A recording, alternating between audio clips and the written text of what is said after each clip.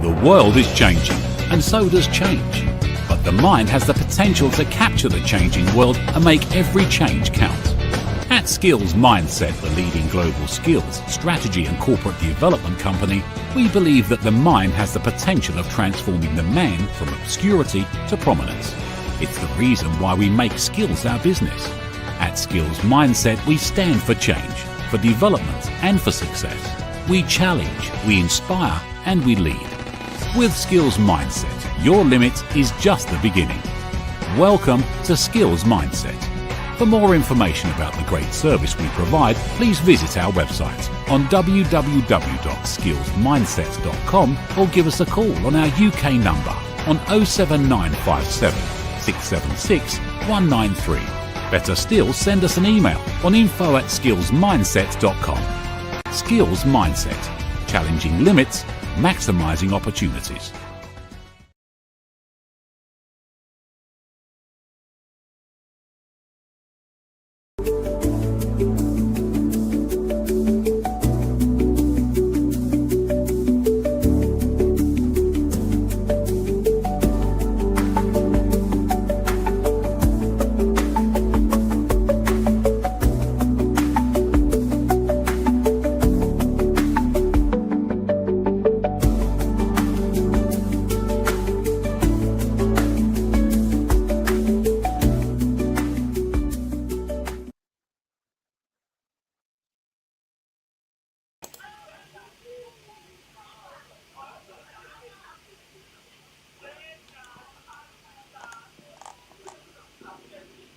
We are live now.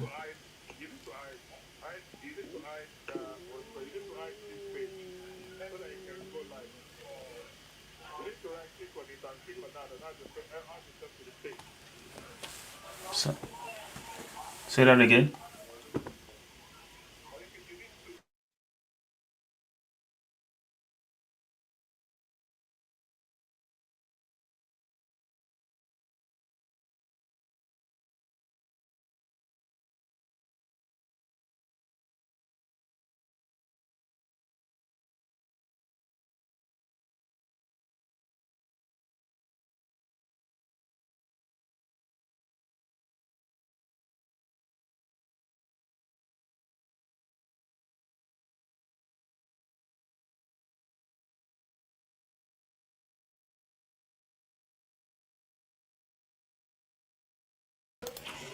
Yes, thank you. Welcome everyone. Welcome everybody from wherever you are joining us from. We are back at the Skillsmindset Masterclass. This is the end of December, the last edition for this year, and it's happening to be the second part of that which we started last month. So I would just want to enjoin you to get yourself ready, get seated, get pen and papers if you like, and let's just do this together as we enjoy again, draw from the wealth of experience and experts. Our guest speaker that we have today, it was around last month, is back here today to ensure that we can complete that he started. And it's a great privilege to actually have him again with us, even at this busy period or busy moment. He is willing and committed to ensure that this is done and is proper and is well done. So, welcome to everyone joining us live, and to those, like we always say, who'll be watching the replay, even on all across our platforms.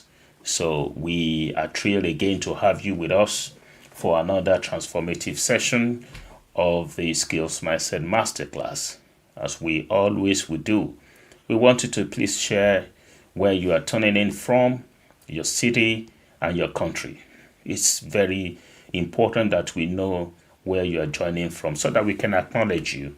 And then, of course, we can also recognize you when you're making contribution and participate in this beautiful session. So please feel free to tell us your city and of course the country you are joining from, and of course your name. So this moment signified a new awakening, like we always say, as we embark on a journey together to explore usually the power mind results guided by seasoned experts.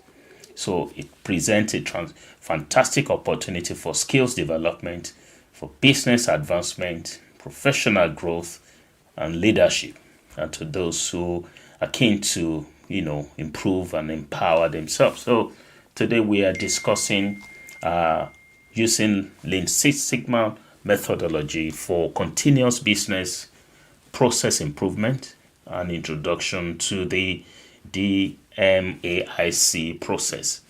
Don't forget, if you are just joining us for the first time, listening to this discussion, I will always encourage you to, first and foremost, after we finish this one, to go back into the last month's episode and please listen to that part one of it that was extensively discussed, well engaged, and of course fully loaded. So I will encourage you to listen to that as we will be continuing to part two.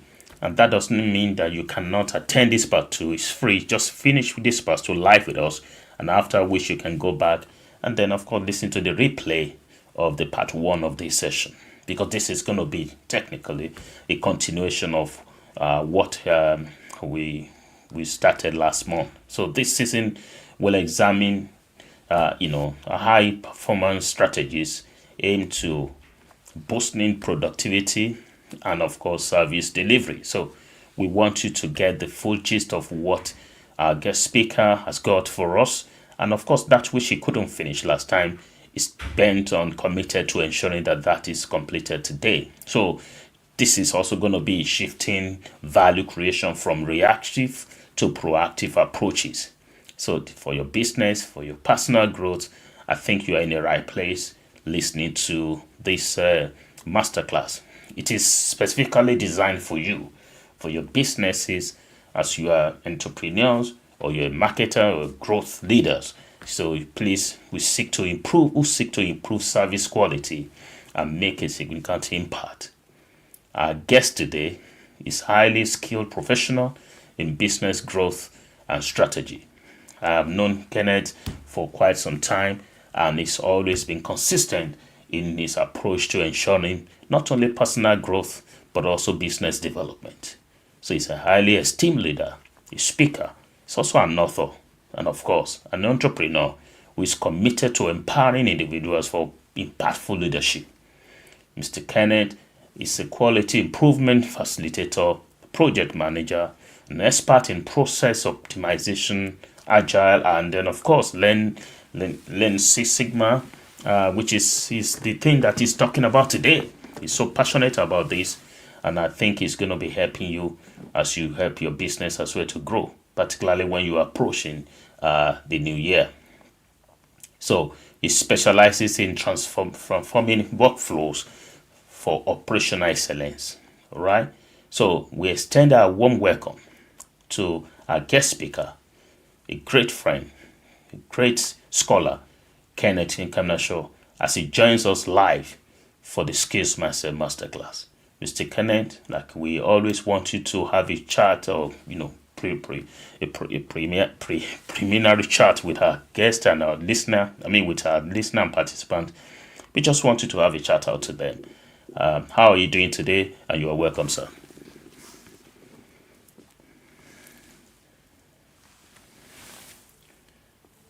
Your audio, sir. I can't hear you.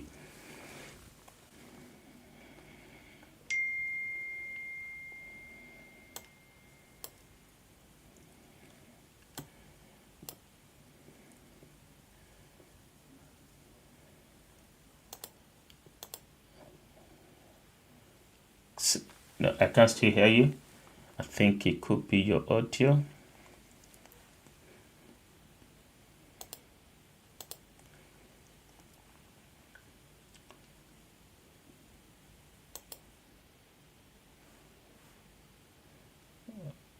You can hear me, but I can't hear you. Yeah. I know you can hear me, but I cannot hear you.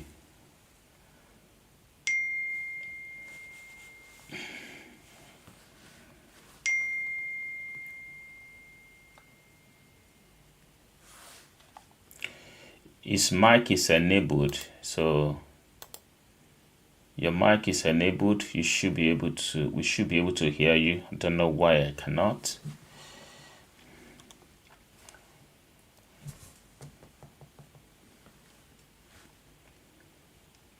No. Do you want to unplug the headphone? Do you want to unplug your headphone? Because I can't hear you. You can't hear me. Can you?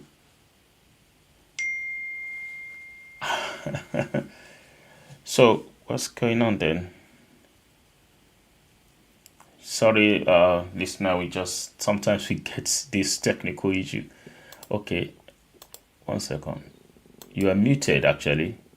Can you unmute yourself? Can you unmute yourself? Okay, try again now.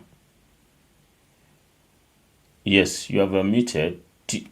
If you remove the, I know the headphone is what you're not using the headphone with your device, isn't it? Is it connected to your laptop?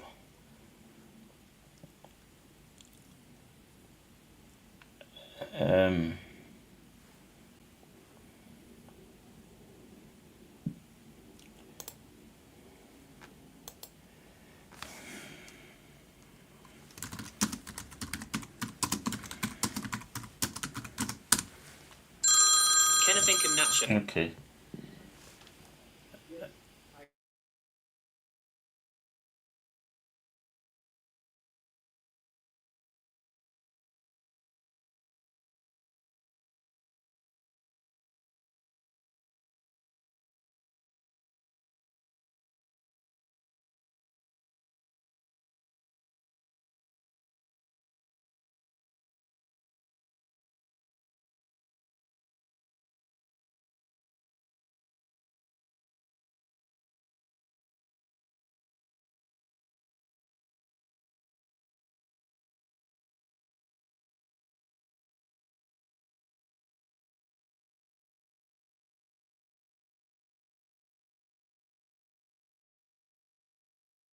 Yes. I was able to sort that out yesterday, actually.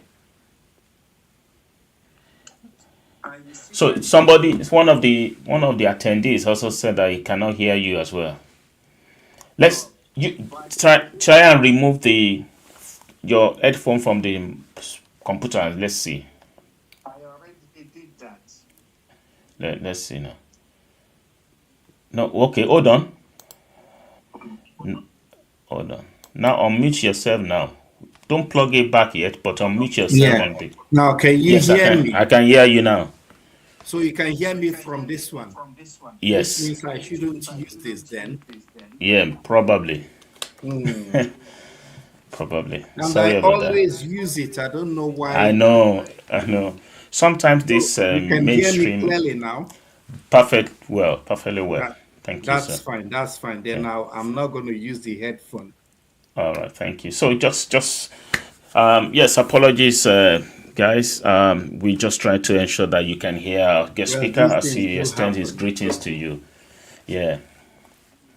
Let me increase the volume of my.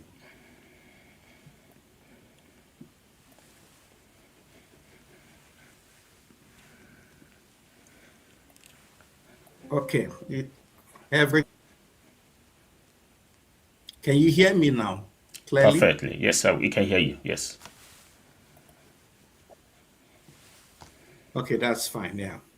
So I'm sorry about that. It's one of those issues that we encounter, especially when it's a virtual class, when it's online. Yeah, good Yeah. evening, wherever you are, and maybe good afternoon. And if you are in Australia, I will probably say good morning and welcome to the class, to the presentation. And I hope we're going to have a good time, and I hope you get to learn something today. That's the ultimate motive, for you to learn something and become a better person. That's the goal of this class itself. So, and I it's nice to be here. I will say that it's nice to be here. Every opportunity that one has got to impact someone is a privilege. That's the way I see it, and I hope this will, even if it's just one thing you pick out today and go home with, and that would affect your life and your business or career, then that's going to be very awesome. So that's what I have to say. Yeah. Lovely. Thank you so much. Thank you. Thank you, Mr. Kenneth. We appreciate. Yes, that's true. Friends, get yourself ready. Make sure you get something out of it. We have guests joining us from the UK. That is on Facebook. Some are joining us from the United States. We don't know what state of the United States. I think it's New York. I'm not sure. And there's joining from YouTube as well. So quite some people are joining on LinkedIn. And then yes, we are ready to go. I'll be acknowledging you as we go. But we can see those who are joining on YouTube from United States and some on Facebook from the UK. So and then of course others on LinkedIn. We will acknowledge you more, as we go. So thank you so much for that. So get ready as we move on. So as we settle in, we are sure that everything we need is ready. And thank you. We will delve into the business of the day. We will be discussing importance and challenges associated with using Lean Six Sigma methodologies for continuous business process improvement, as we said, and also it's an introduction to the DMAIC process. Mr. Kenneth started last month, giving us the aspect that we need to understand in terms of defining what the Six Sigma methodology is about, and of course try to break it down as to the process of its operation. And of course we couldn't complete on that, so there will be other slides and other things he wanted to share with us, which I'm not going to be preempting his slides now, just like I tried to speak into what Lean Six Sigma is last month. But today I want to leave the stage for him, and I want him to be able to explore and of course make sure he can discharge and complete his slides for us, get all that we can get before the end of the year, so that by the time we start putting things together for our businesses for next year, there are some things we will not have to put there, and there are some things we will need to add on. The reason for that is because sometimes the process of what we are doing could actually not work rightly, benefiting us. But when we're able to listen to such a discussion like this, we will get the best of it, and of course be able to implement that in our businesses, even our personal approach to life, and then get maximum benefit of what we are doing. We want result, and we want maximum result. So on that note, welcome our guest speaker. We're delighted to have you. So welcome to your presentation, Mr. Kenneth Nkemnacho. Thank you very much. Yeah, thank you so much. So let's get going. If you want me to start now, then we can go. Yeah, you're free to go ahead. Yes. Okay. Thank you. Welcome once again. I am not much. I don't want to talk too much. I just want somebody to pick something and take that away. Something that's going to help you to at least make a difference in your career, in your business, even in your personal life. Before I carry on, I'll do a quick recap of what we did the last time that we met. And with that, it will give you a kind of an idea of what we did the other time. And I'll take it from slide to slide.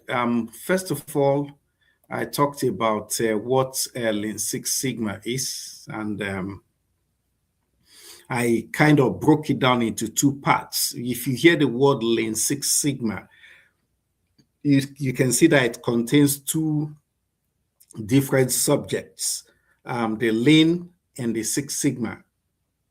The purpose of Lean is to eliminate wastes. The purpose of Lean is to eliminate wastes, and it's actually used by Toyota. It's also used by Motorola to eliminate wastes. If you go online and Google what they call Team Woods, that's what Toyota calls the different types of wastes, So like the T stands for transportation, the I stands for improvement, the M stands for movement, the W stands for waiting, the O stands for overproduction, the second O stands for overprocessing, then the D stands for defects, then the S stands for skills, So these are the different types of wastes that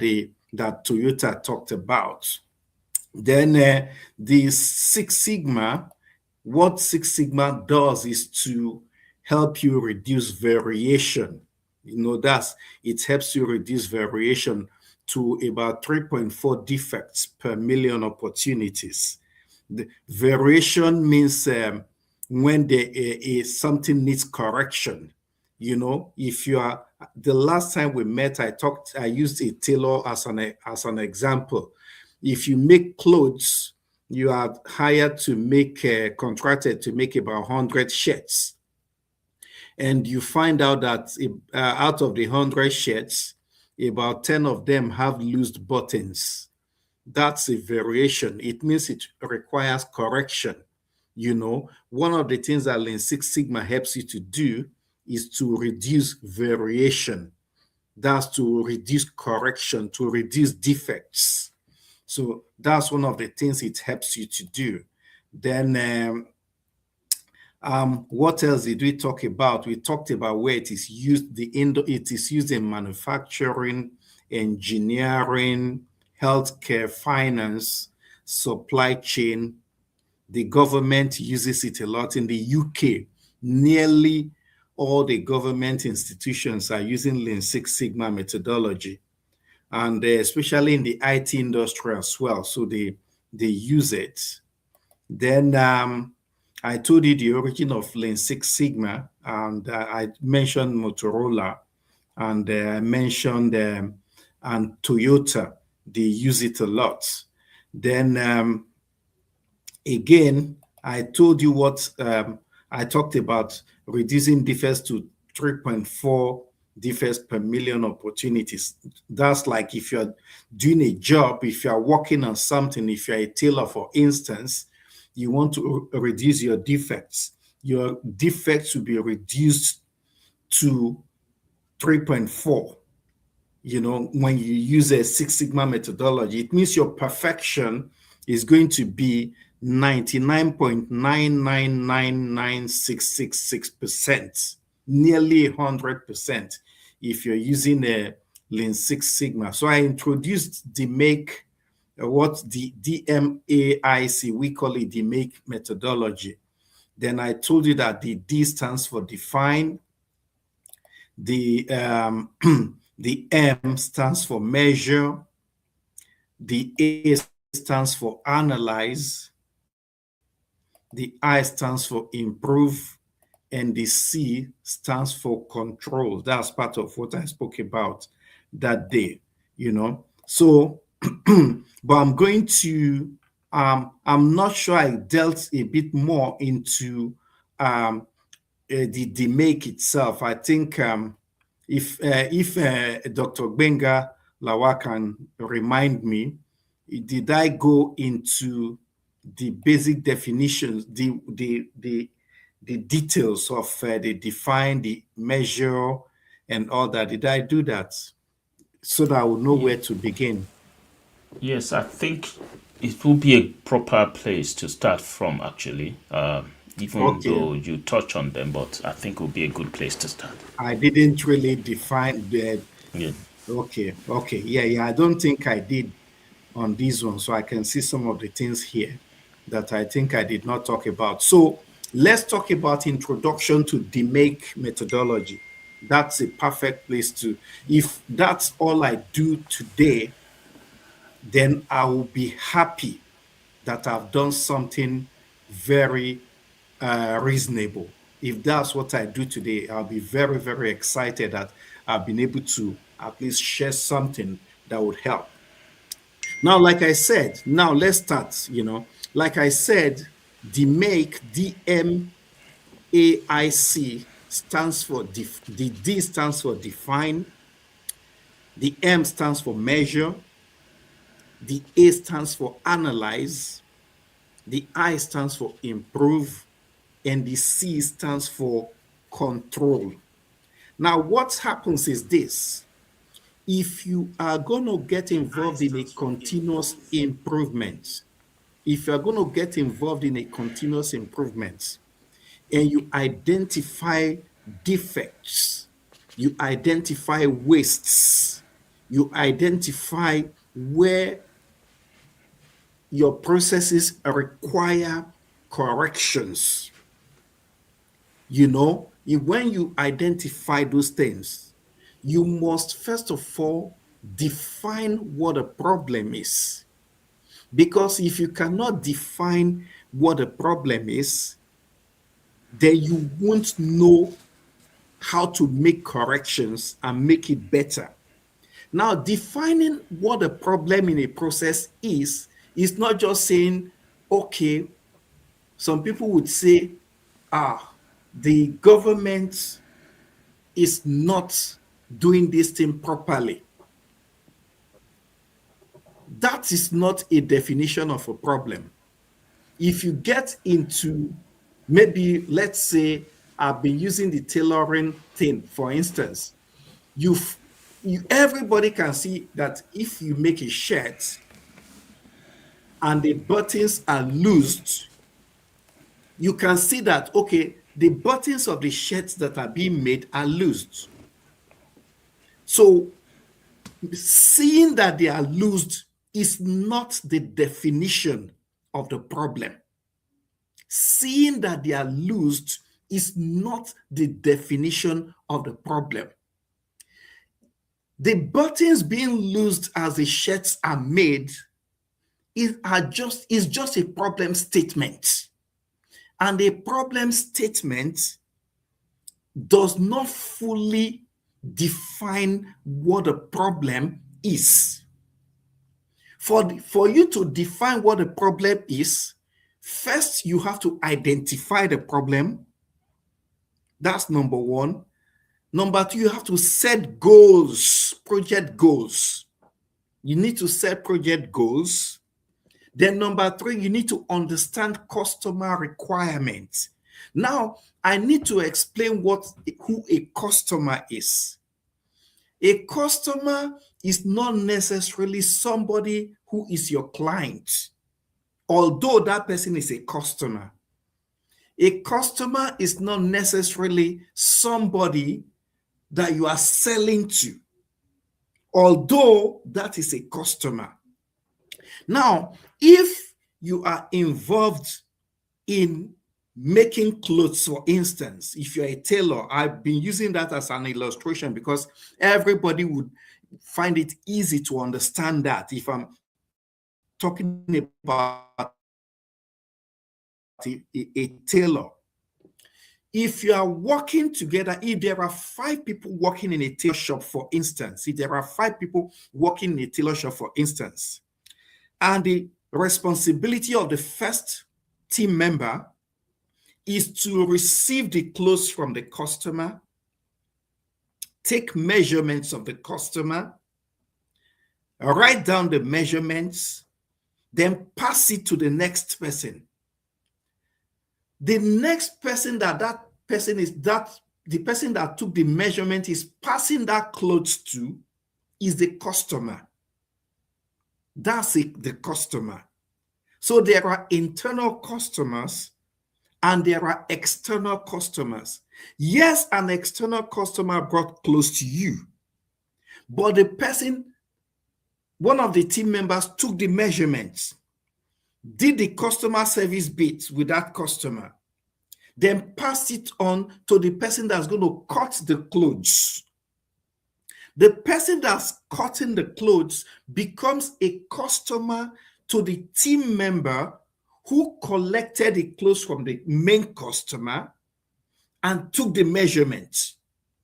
Now, if that person finishes cutting the clothes and says, okay, he hands it over to the next team member to do the sewing, that next team member becomes the next customer.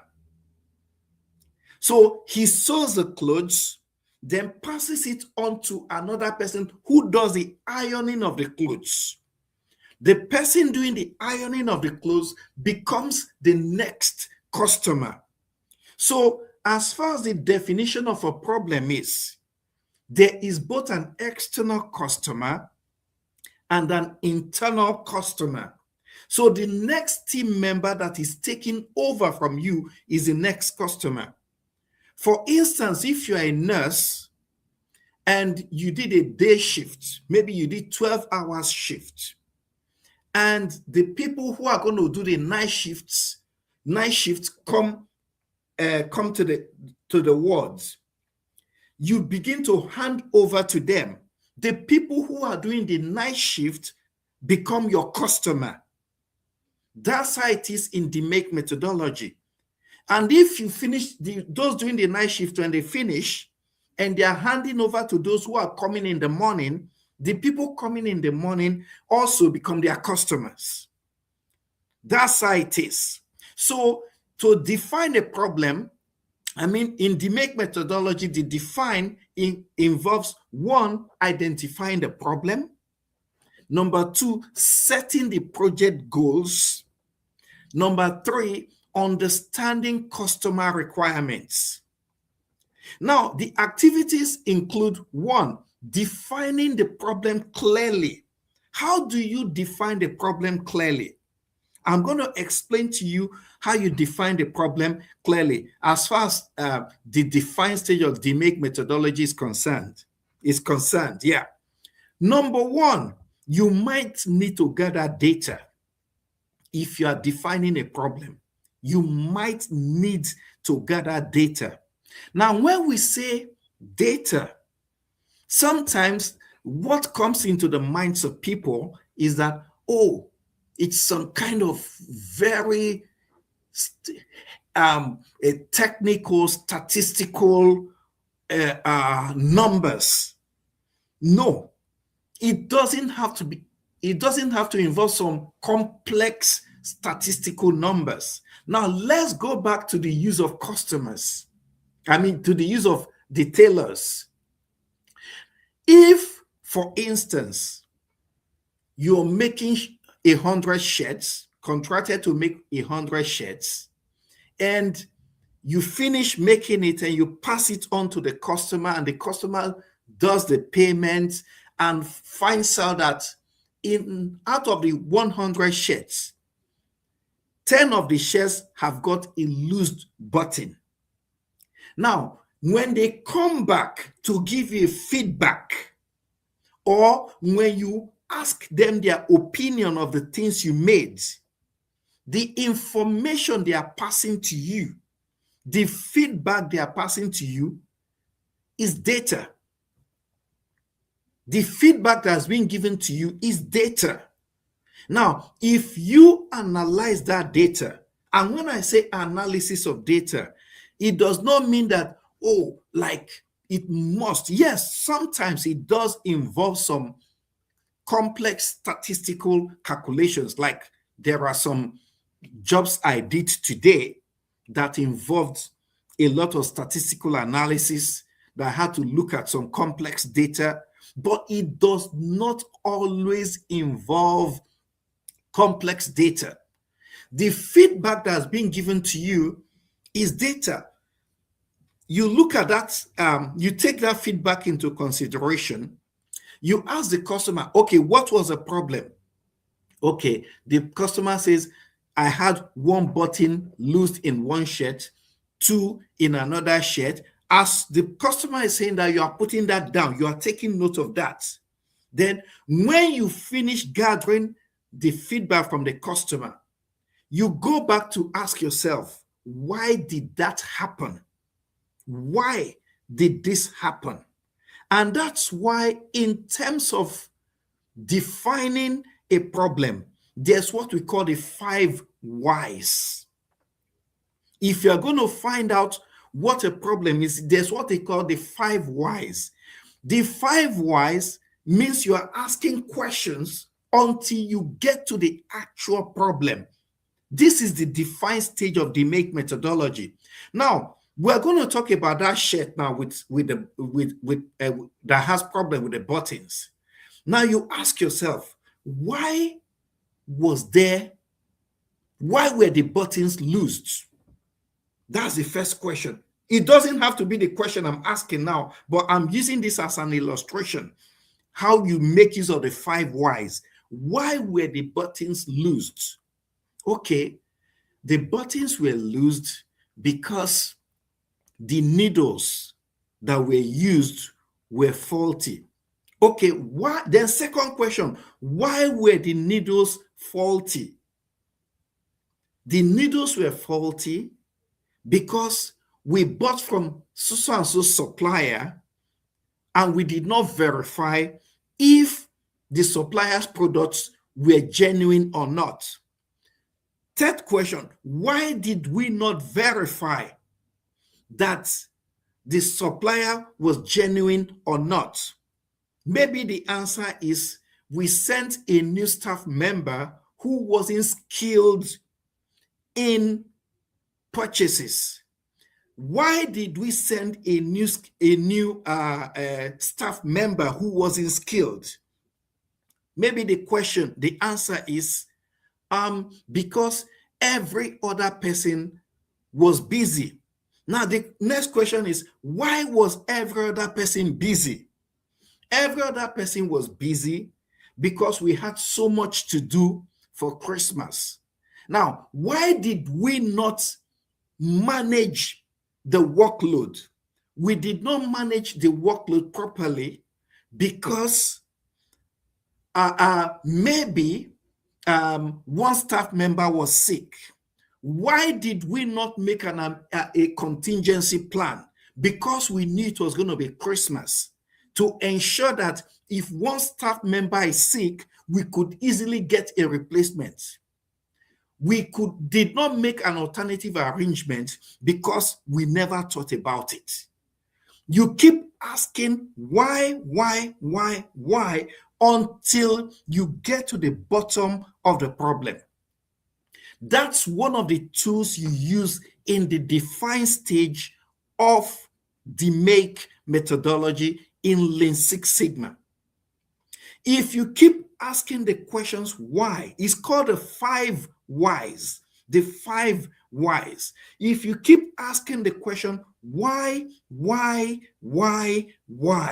you will narrow the whole thing down until you get to the end of the problem and you get a solution to that problem. That's what happens in the defined stage. I just gave you just one of the tools that you can use in the definition stage of the DMAIC methodology.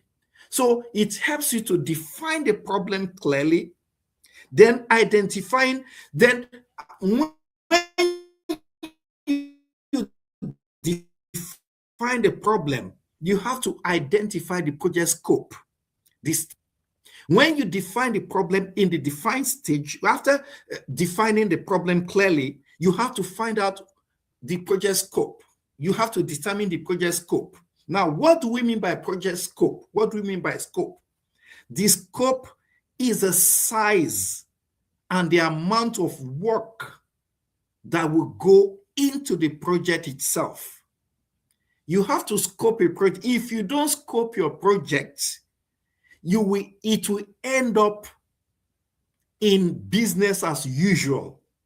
And that's not what you want to happen in a project, because a project is a temporary business. It's not a permanent business.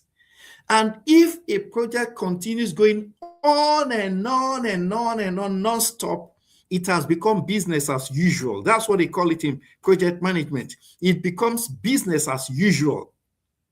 And it goes into what they call a scope creep.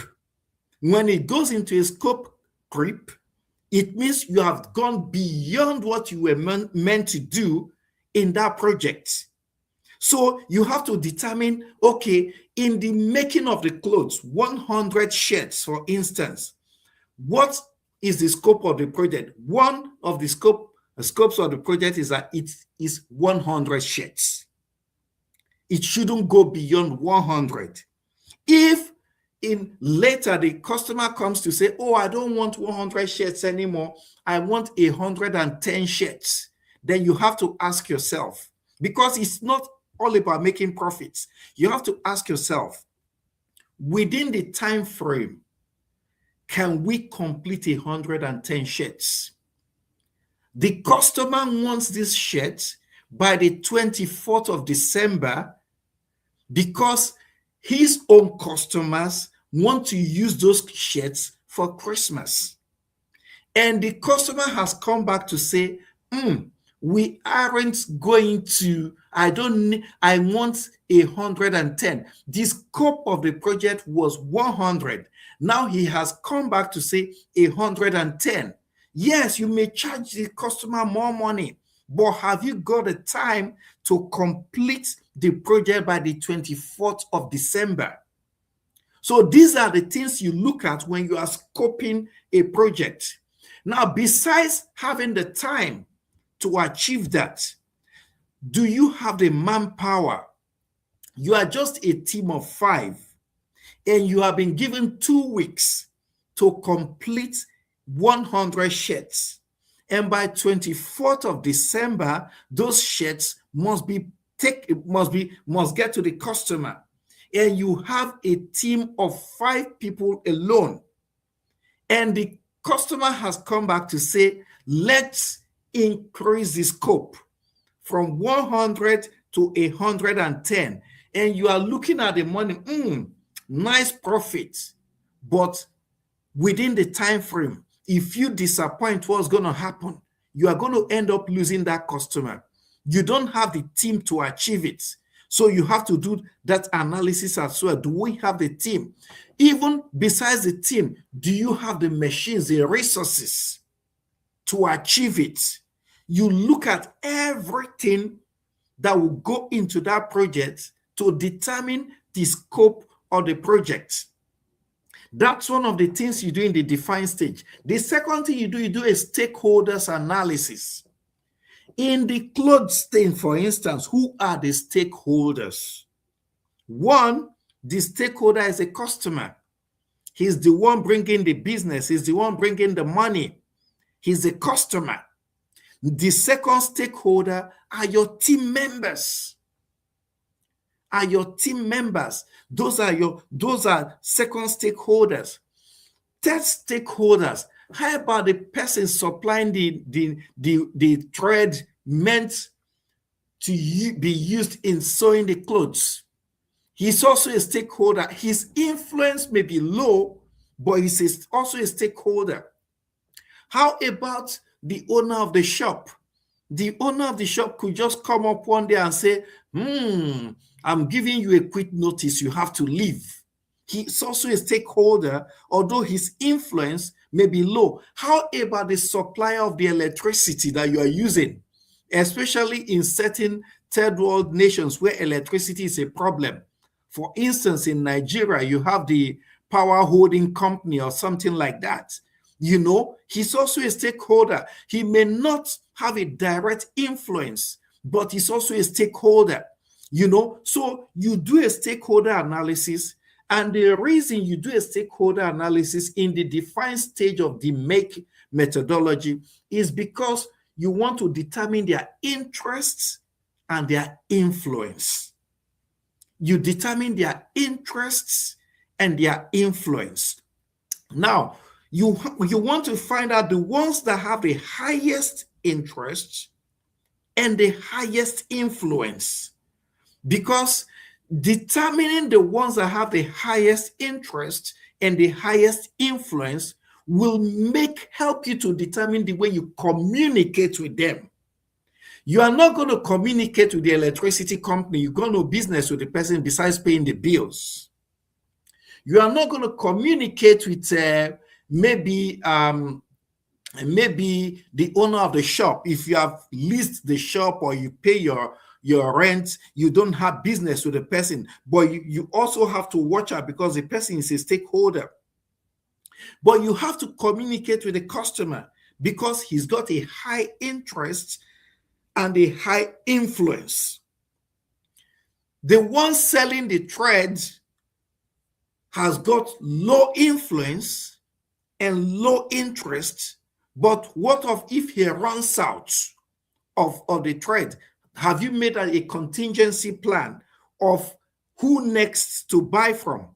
Have you said, okay, I'm going to get more than one customer ready, one seller ready, one supplier ready, so that in case one disappoints, I'm not going to run into a problem? You know, you have to take all of that into consideration. So then you must have an objective. You must have your objective, the project objective. What is your objective? One of your objectives as a tailor, I'm using that as an illustration because it's easy for people to understand. One of your objectives is to make profits. That's one of your objectives. The second objective is to satisfy your customers, to make sure you deliver a quality product. The third objective is continuity of business, sustainability of your business. You know, the fourth objective is to retain your staff. If you are the owner, if you are the main owner of the business, you are the entrepreneur, you want to retain your staff. How about one day one of your staff just comes up to say, okay, I'm not working anymore. And you haven't put something in place like, okay, if before you resign, you have to give me 1 month notice. How about all of that?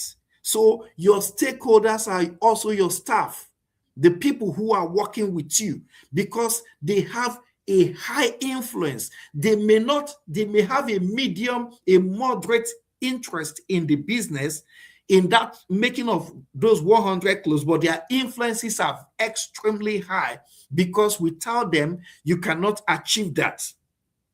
Then the next thing you do in the define stage is what we call a project, creating a project charter, or in my organization, we choose to call it project on a page. A project charter or a project on a page is a summary of all the things that the project will involve.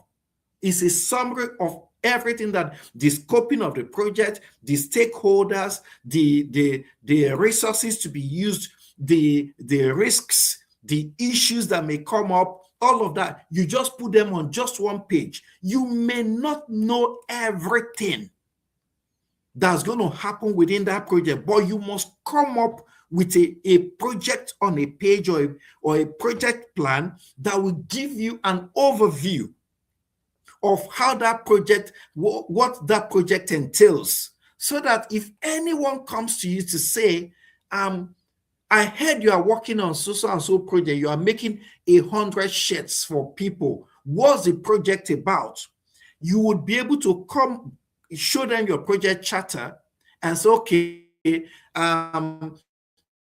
the scope of the project is 100 shirts, that these are the anticipated risks, because you must identify the risks in a project. You must. For instance, the issue of the shirt, making the 100 shirts, if you are somewhere in Nigeria, one of the risks is that there may be no power supply. It's a major risk.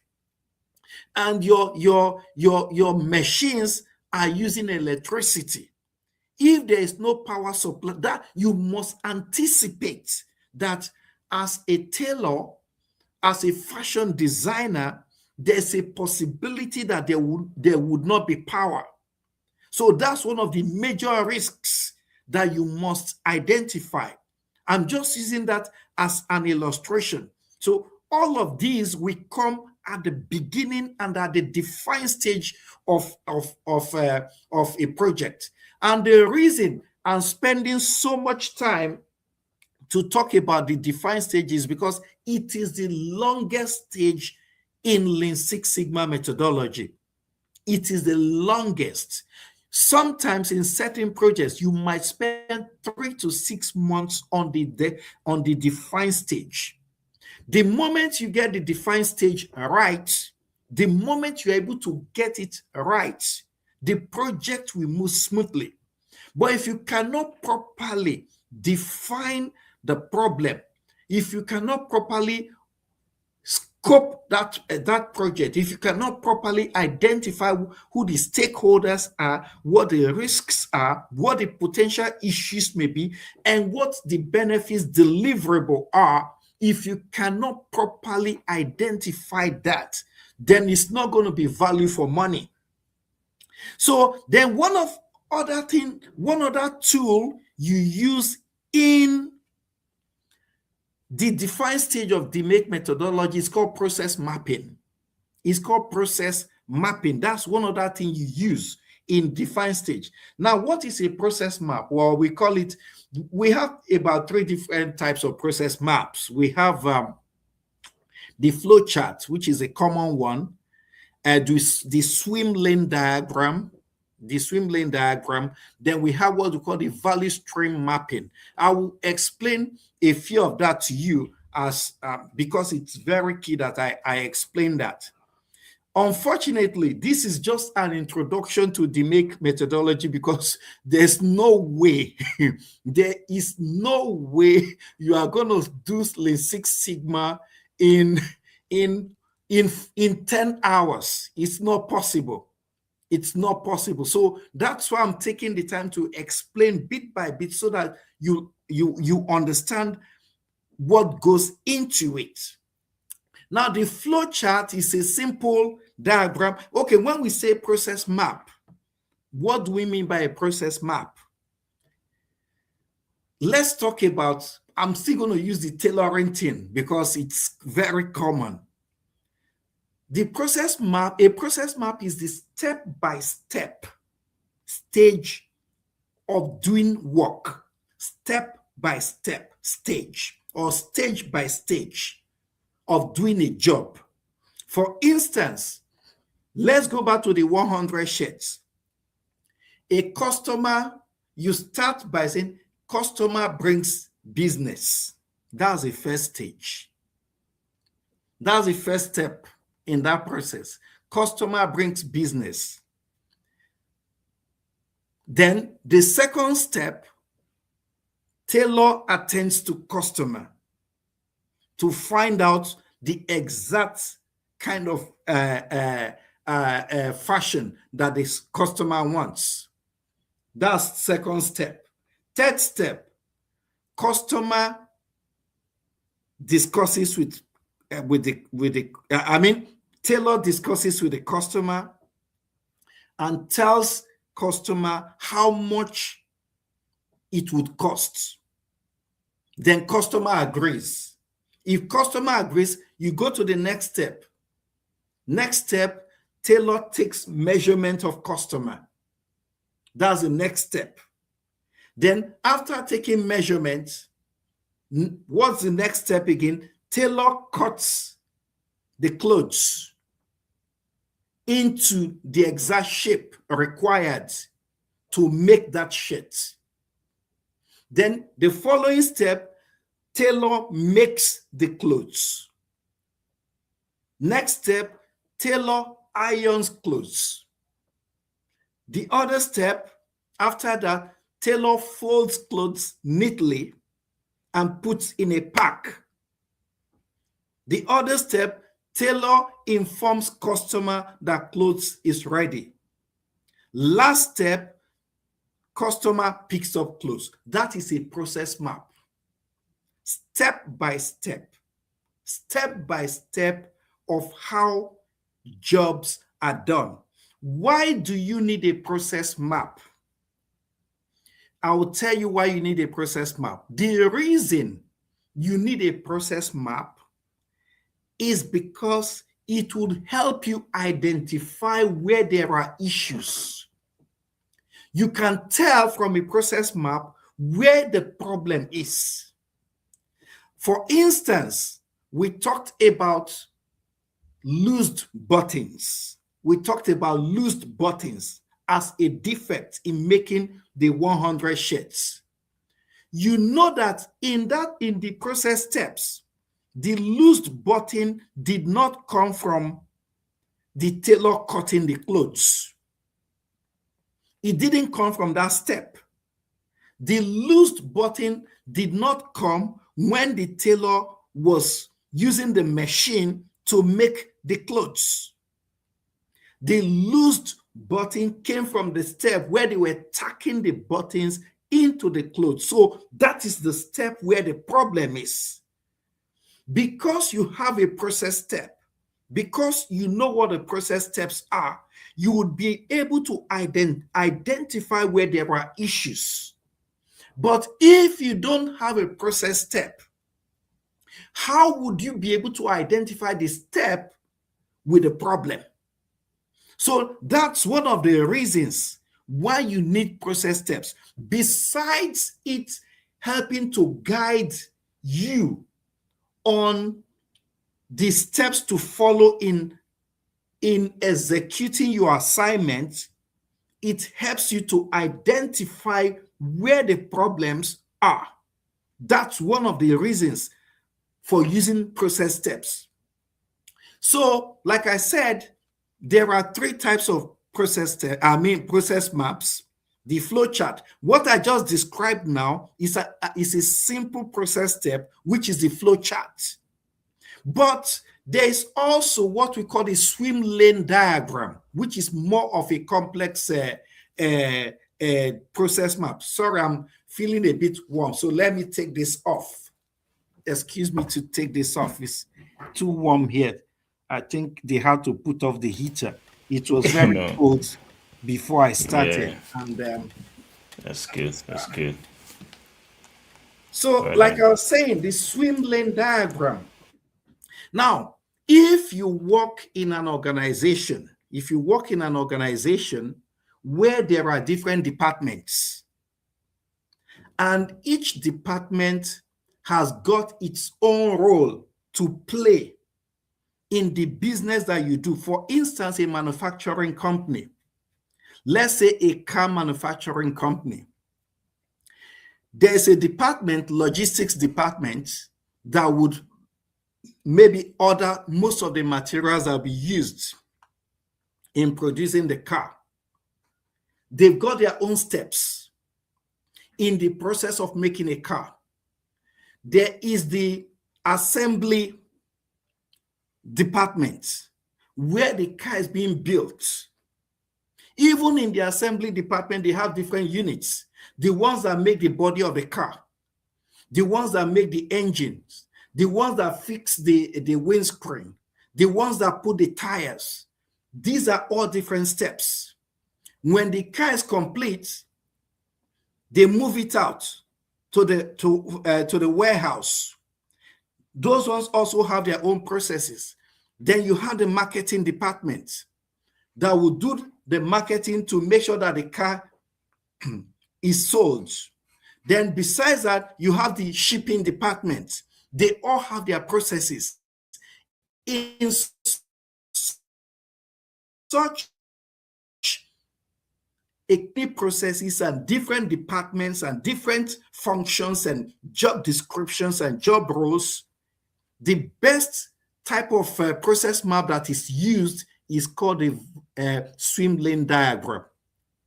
Because the swim lane diagram will capture each of the processes from each department and each job function.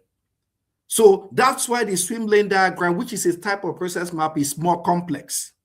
But there's also what they call the value stream mapping, which is also a process map. Now, I will tell you why the value stream map is very important, because it helps to, like the name goes, it helps to add values to whatever you do. Now, I was discussing with a business person in Ghana some days ago. We were chatting on WhatsApp.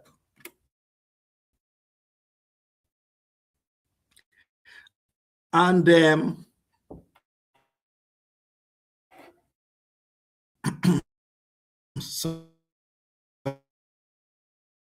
sorry, there's something that popped up on my screen. Let me take it out.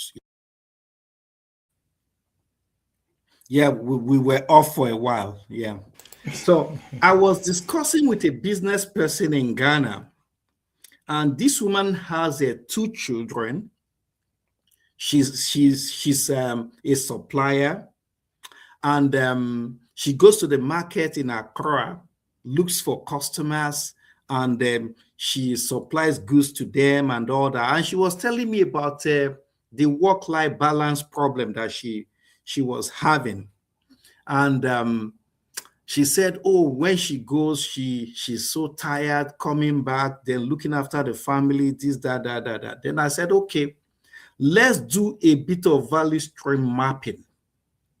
Let's do a bit of value stream mapping. Now, how many customers? I said, okay, how long does it take you to travel from home to the market?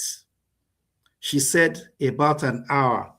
Then I wrote it down, 1 hour. When you get to the market, how many hours? How long does it take you to speak to a potential customer that would buy your stuff? She said about 15 minutes. I said, okay, let's make it 20 minutes.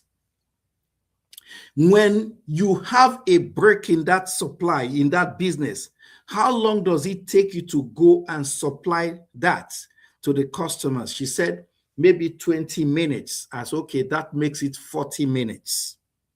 Like, how many customers do you have in a day? She said, a maximum of 3 customers in a day. I said, 40 times 3, that is 120 minutes. So altogether, okay, add it to 2 hours travel time to and fro. That's about 4 hours a day. I say, okay, how many hours do you potentially spend a day in the market? She said about 6 to 7 hours. I say, which means the only hours adding value to your business is 4 hours. The rest of them are just a waste. Because you use 120 minutes to attend to a maximum of 3 customers in a day. You use 2 hours as travel time. That's 4 hours. The rest of the 2-3 hours are just wasted. If you do a value stream mapping, they are just wasted. I said, if you look critically, you will find out that those 2-3 hours, you are just there chatting away. She said, that's a fact. She said, it's a fact that she just goes there, chat, discuss with this, oh, this, that. By the time she knows it, the time is gone. I said, those hours aren't adding value to your business. That's what we call value stream mapping. There's a way it is calculated when you do value stream mapping. It's one of the ways to define a problem, to find out if you are actually adding value in that project or not. It's part of the process maps. So the flow chart, the swim lane diagram, and the value stream mapping are some of the tools that help you to define a problem, to find out where the issues are. Like for this lady, for instance, I was able to identify where the issues are. It was easy to identify by using the common sense of value stream mapping, adding up the number of hours that are adding values to her and the ones that aren't adding values. So there are many tools that can be used in the define stage of the DMAIC, the voice of the customer. I said that before, feedback. It's called VOC, the voice of the customer. It is very, very key. Don't make assumption One of the things that kills business is assumption. You think you know. No, you don't. No, you don't.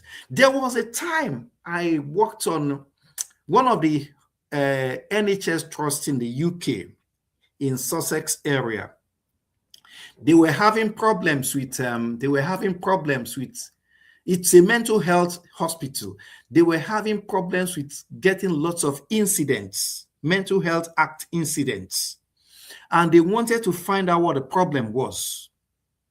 So what I did was that I requested for 10 years data of incidents. I requested for 10 years data. And I did an analysis of that data.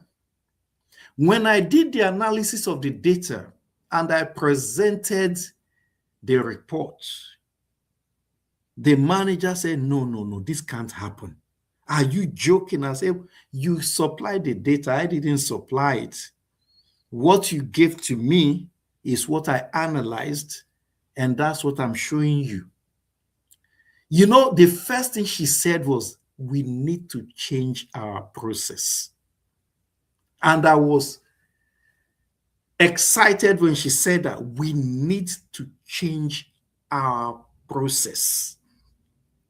When you use the voice of the customer, let them be genuine in terms of telling you their feelings, their expectations. Let them tell you their pain points.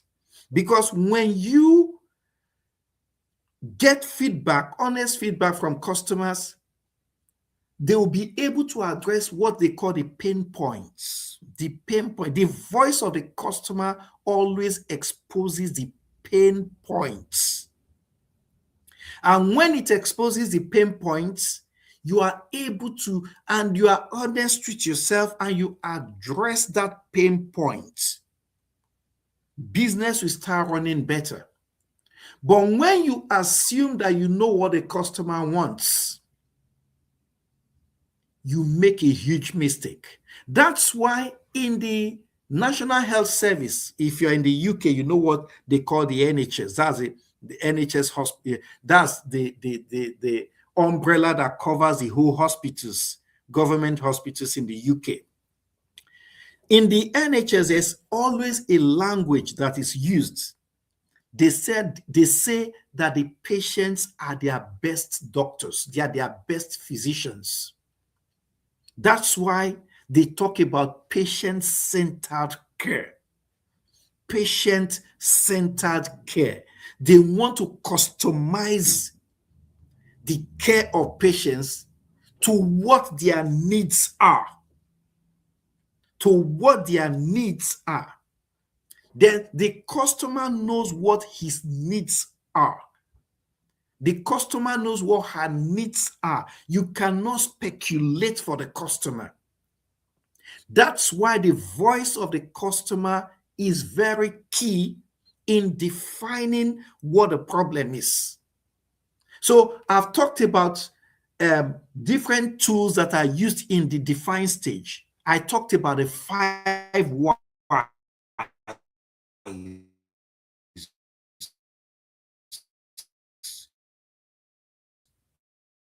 Very important.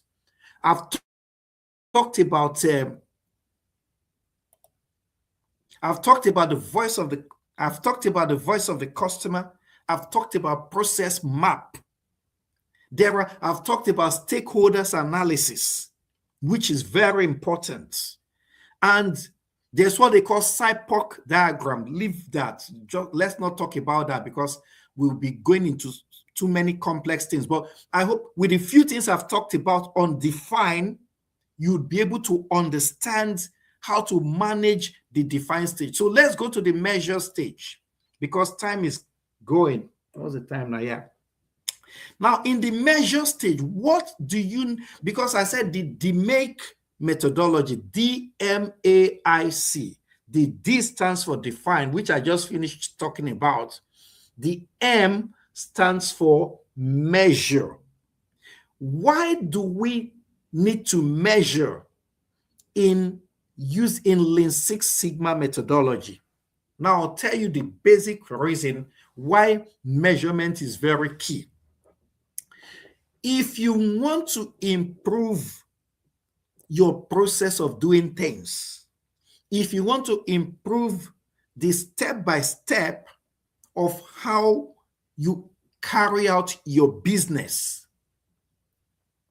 one of the things you must first do is to identify where you are. You need to identify where you are. If you identify where you are, when you make an improvement, you also measure it to be able to find out if there was actually a change or not. If you don't know your baseline, if an improvement takes place, you wouldn't be able to know if there was an improvement. And if an improvement does not take place, you wouldn't be able to know that an improvement did not take place. We go back to the making of the 100 shirts with 10 shirts having loose buttons. We have a baseline because we already did a measurement, because we know that out of the 100 shirts, we have measured it to see that 10 of them have got loose buttons. That's our baseline. That becomes our baseline. That's the measurement. In measurement, one of the things you do is to collect data. Let me tell you, in using DMAIC methodology, using Lean Six Sigma, if you do not love data, and I've said it, data does not need to be complex. It doesn't need to be complex. And I'll give you an example of a project that I'm currently leading on that, that would convince you that data does not need to be complex. In my organization, we have a switchboard where many people call in. They receive tens of calls in a day, and the receptionists have been complaining that some of the calls they receive can be so depressing, and it leads to emotional trauma, and they don't like it. And they need, because of that, they had to at some point require the input of human resources and mental health and well-being to speak to them, counseling and all that. So because of that, the manager decided that, okay, they needed to launch a project to look into what is happening, how this can be dealt with. So the responsibility was given to me to manage, to lead on that project. And one of the things I said to them that they should do, we created a template on Excel and said, okay, for each call that comes in, put the time the call came in, the nature of the call, who the call was meant for, the department that the call was meant to go to, the outcome of the calls, everything, capture all of that. For each call that comes in, put all of that information on the spreadsheet. And they did that for 32 days. When they did that for 32 days, they sent the information to me. As simple as that was data. As simple as that. Just say the call came in at 9:30 a.m. The call, I spent 2 minutes talking to the caller. The caller asked about what was the purpose of the call. The purpose of the call was to speak to someone in human resources about recruitment. Okay, what was the outcome of the call? I transfer the call to human resources department. Okay, when the call was transferred to human resources, did anybody pick the call? No, the call was not picked. Put that down. That's data. And I have taken my time to analyze the data. It's about 676 calls. I did the analysis of the data. Then I also did a voice of the customer thing by designing a questionnaire for the receptionists, which is a qualitative data. I have done the analysis of the data, the ones, the quantitative one and the qualitative one, and I am coming up with interventions on how to deal with the issue using the DMAIC methodology. As simple as that, that is data.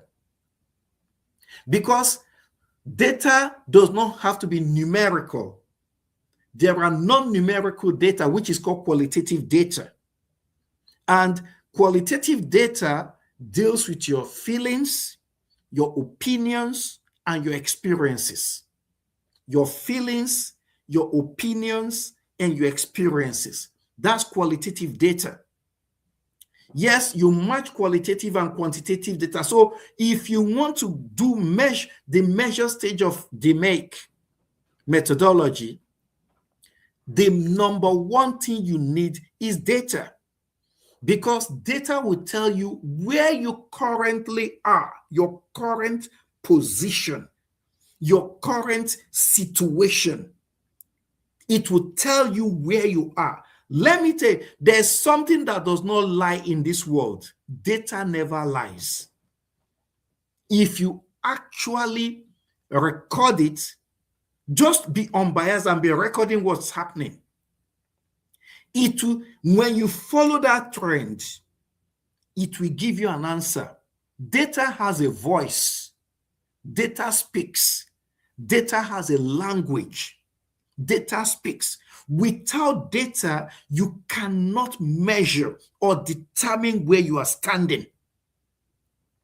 If you walk from your house to the bus stop, data tells you the distance you walked.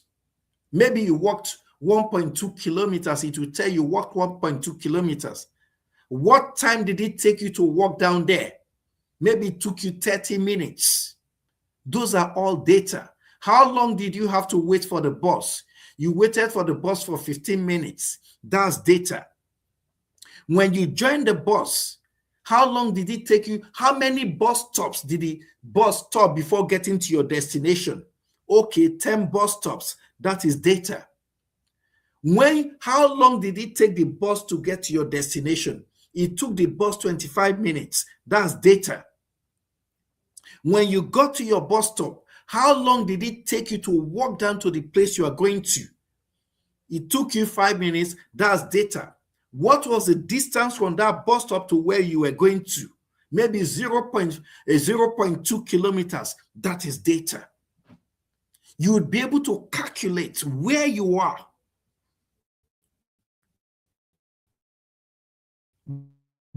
Where you are, because if you don't know where you are, if you can't measure where you are, you wouldn't be able to know where you are going.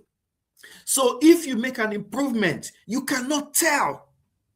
So to measure, you must determine what to measure. What are the key metrics that you are going to measure? It's called key performance indicators. Like I told you about the KPI. When we hear KPIs, well, oh my God, KPIs. No, it's just easy. KPI means the key performance indicators, like the illustration I just gave. Your KPI is the distance. That's one of your KPIs. You walk down from your house to the bus stop, and you said that was 1.2 kilometers. Distance is one of your KPIs, your key performance indicators. Time is one of your KPIs, because it took you time to get there. The number of bus stops that the bus passed before getting to your own bus stop, number of bus stops is one of your KPIs. You understand? So we have identified about 3 KPIs now: distance, time, and number of bus stops. Those are KPIs. So for any improvement that you need to do, you must identify what your KPIs are. For the tailor, for instance, what is the KPI? Good customer service is one of your KPI. Customer satisfaction is one of your KPIs. You want the customer to be satisfied. Speed, completing the job on time as at when due, is one of your KPIs. Ensuring that there's quality of job done, that's one of your KPIs. So these are the things you call KPIs, key performance indicators. So if you are going to measure, you must have a key performance indicator, which is your KPI. Then you must have a success metric. You must have a success baseline. What is the minimum? What is the minimum you must deliver to ensure that the customer is satisfied? The minimum quality, the minimum time that you must deliver to ensure that the customer is satisfied. That's very, very important. That's where what they call the statistical process control chart comes in, although that's a bit more complex. So I'm not going to talk about that, the SPC chart, because it tells you about variations, the upper control limit and the lower control limit. Once you are falling within the upper and the lower control limit, you know that you are in the right place. That's where you need an expert to help you do that, because to help you do a statistical process control chart,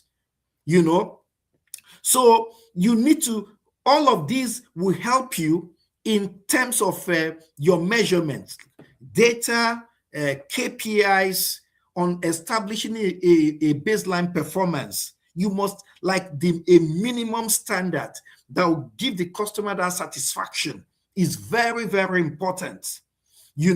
Very, very key that you need to have a baseline, because if you don't have a baseline, you will go into wastes. To be honest with you, you overproduce, you will overprocess, which is also not good. When you're supposed to use 3 hours to make a shirt, because you're overproducing and overprocessing, you are using 4 hours. That's a waste. So you need a baseline, So that's part of it. So let me be quick. So the measurements, I talked about the flow measurement, measure phase tools. I talked about process flow charts before. Let me tell you, some of the tools you use in define, you can also use in measure. And some of the tools you use in define and measure, you can also use in analysis. That's the sweet thing about using the DMAIC process. Like I talked about the process map in define stage. If there's a need, you can also use the process map in the measure stage. You can also use it. You can also use the 5 whys in the measure stage. You can use a Pareto analysis in the measure stage and all of that. So let's move to the analyze. Let's move to analyze. What's the purpose of analyze? I said D stands for define, M stands for measure, then A stands for analyze. Analyze again tells you about the root. You have to identify the root cause of the problem using data. In Lean Six Sigma, it's data, data, data, data. Everything is data. Whether you like it or not, it's all about, you must be data driven to use Lean Six Sigma methodology. You must be data driven. If you hate data, you will hate improvement. Do you know why most businesses are not succeeding? because most business, especially Black businesses, we don't do data. That's why most Black businesses are not succeeding. We make assumptions. We make assumptions. We don't keep lists. Like, I'll tell you this. I say to my wife sometimes, I say, you go to the shop to buy, the supermarket to buy things, grocery shops, this and that. I say, where is your list? She will say, I have them in my head. I said, that's why you forget to buy something sometimes. That's why you forget. I forgot to buy honey. Why won't you forget? Because you don't have a list. I say, use a project management methodology. Keep a list and update it regularly when there is a need to. That list is a data. That list is data. Keep a list so that you wouldn't forget something sometimes. Oh, I forgot to buy this hair cream. No list. Because there's no list. In our culture, in our society, in our community, we generate lots of data, but we don't capture them. And without data, you can't make strategic decisions. You hear them say, oh, that politician, oh, Baba strategist. I say, where is the data? What's he strategizing? It's just being cunning. That's not strategy. Being cunning and being strategic are two different things. That's not strategy. That's being cunning, because strategy involves the use of data. It involves the use of frameworks, established frameworks and data. That's what strategies involved. And I think I'm in a position to talk about strategy based on my studies, my job, and all that. Based on, I've used frameworks in my life, for God's sake. And besides having a black belt in Lean Six Sigma methodology, I have an MBA. Strategy. You know, so 2 master's degrees isn't bad. Science, management, Prince 2 practitioner, black belt in Lean Six Sigma, multiple certifications and qualifications. And so I think I'm in a position to say to you what strategy is.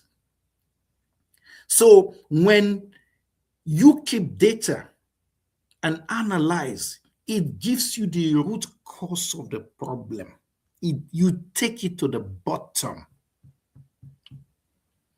And that's one of the things you do in the analyze phase. Even in the measure phase, data. Define phase, data. Analyze phase, data. Analysis of data. Look into it. Analyzing data to uncover patterns and trends.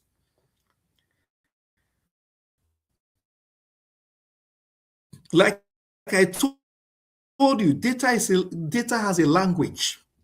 It does not lie. If you learn to speak the language of data and use it, you will make strategic decisions, working decisions. I remember there was this politician in Kaduna State, Nigeria, a woman, a rookie, never played politics in her life. And she contested for House of Representatives, and people from an unknown party. And people said to her, you won't even win. You won't get 1 vote. They told her, you won't get a vote. I told her, okay, let us use strategy, use data. Let's analyze your constituency and see if you will be able to at least have 1,000 votes. If you can have 1,000 votes, then that is a success for you because nobody knows you. And you don't even have the money to pay out anyone. So what I did was that I used some strategic analysis methodologies I researched her constituency, all the contestants in that constituency in going for House of Reps. I dug into the internet, got all their strengths and their weaknesses. I used different frameworks to put them together and analyze them. And we came up with some kind of strategic options that she would follow. I wished she followed everything I told her.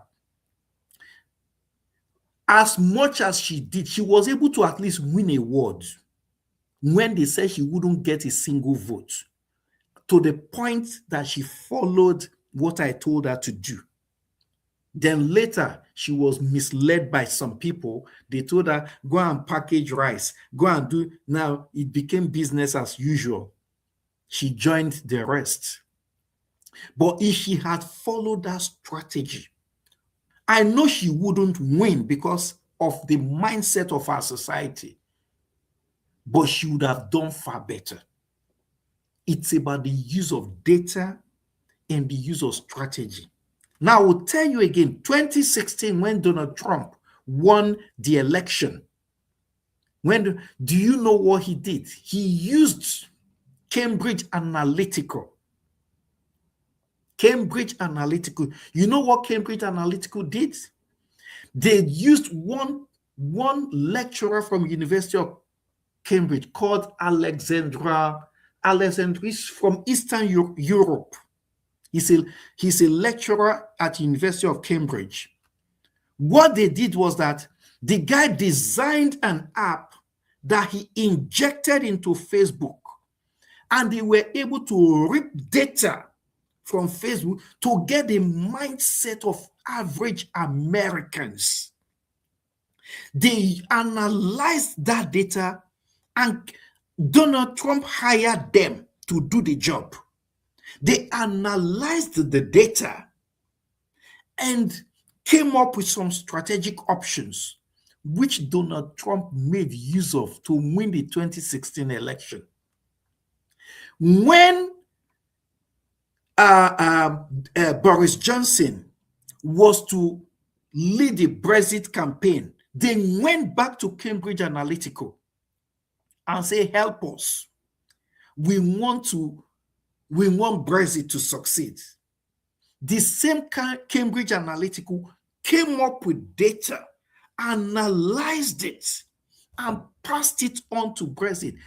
All the things that the Brexit campaigners were doing were the suggestions of Cambridge Analytica.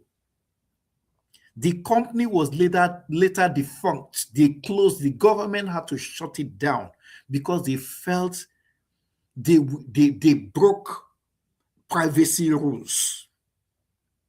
I'm just saying this to tell you the importance of data in business. The importance of data in business. If you use data, you can't go wrong. So data will help you to identify the root cause analysis. It gives you the root cause analysis. So when you do the root cause analysis, you use tools like the fishbone diagrams. You use the 5 whys, you use the Pareto chart. Let me tell you where the Pareto chart comes in. So when you hear Pareto chart, you think it's one massive thing. It's a bar chart. It will arrange for you. Now, it's called the 80-20 rules, the Pareto chart. When you have, for instance, you have 100 options, Pareto will arrange it in descending order. The best options will be on the left. The least options will be on the right of the graph. So you'll be able to pick out the options that will give you the best results. I use that a lot. I used it today in analyzing some of the things we're doing. I used it, the Pareto chart.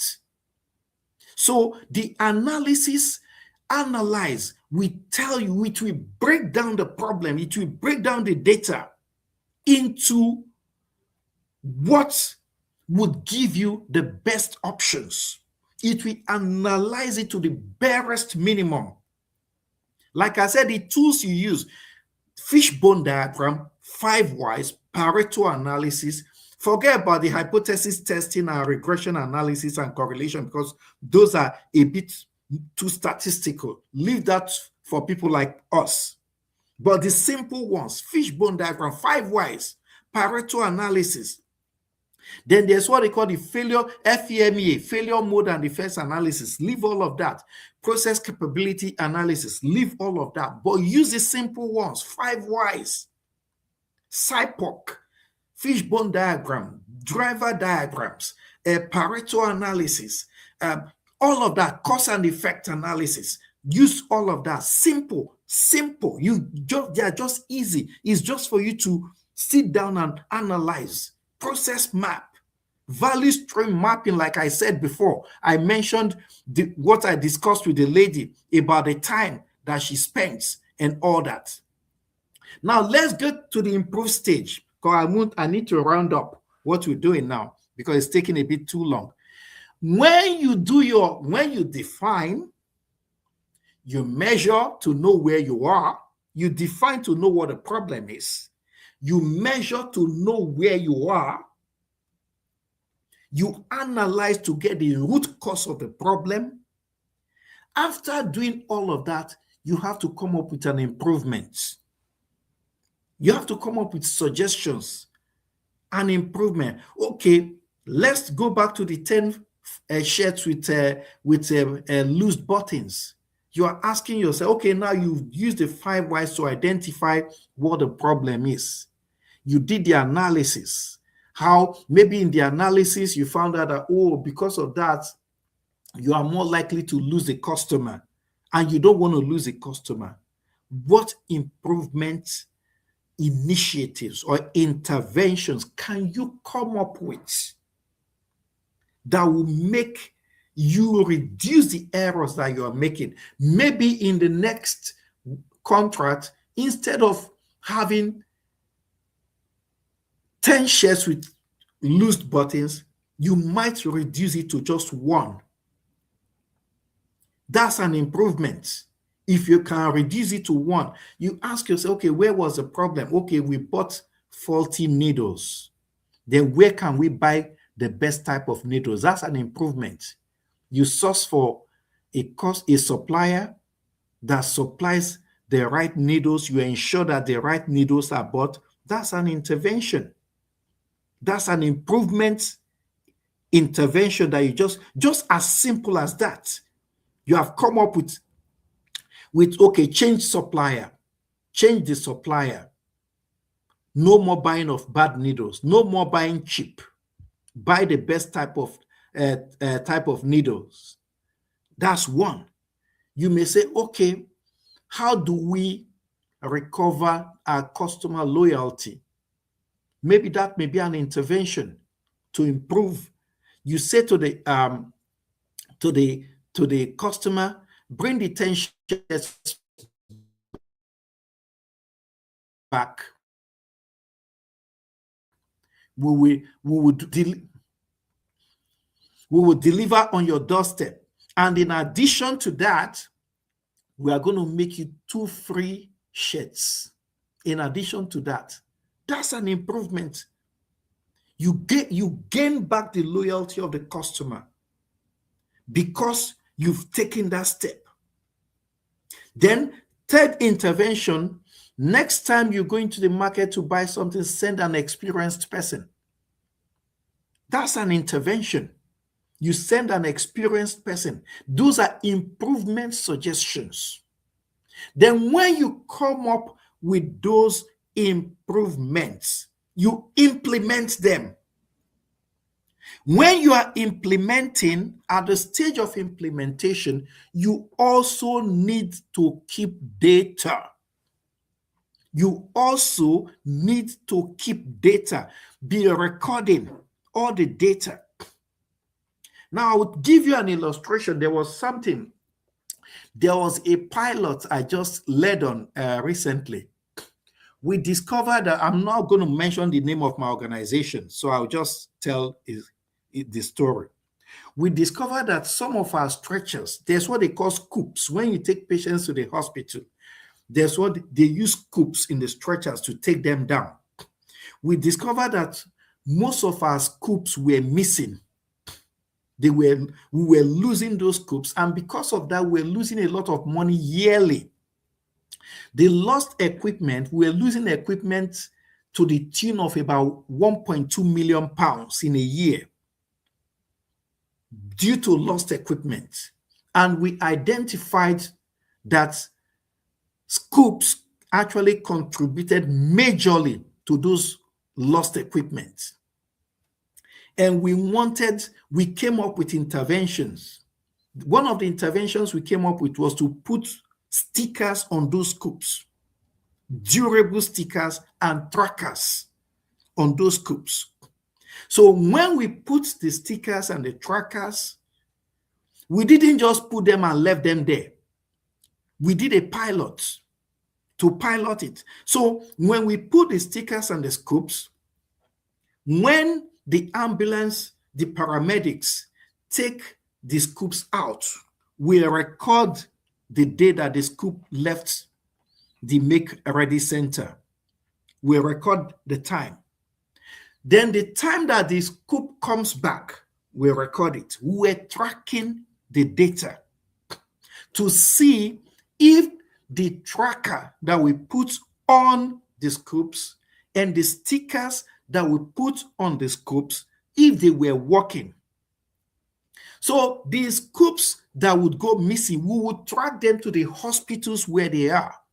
We would go and recover them. And I would record the number of days it took to get those scoops back.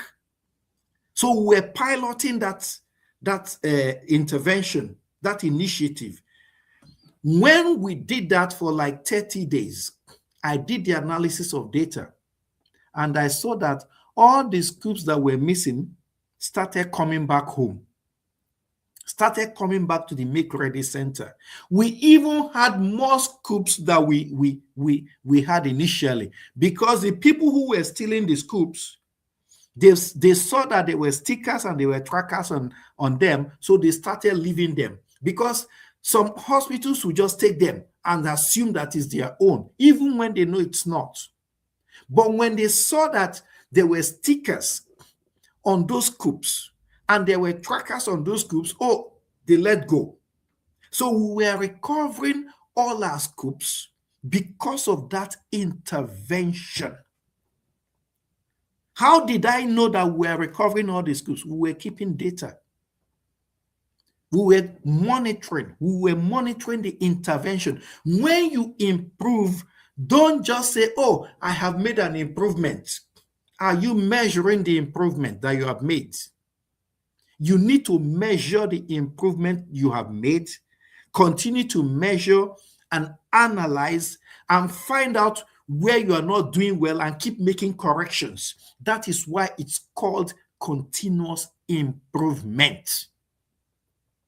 It's a cycle. You capture the data when you implement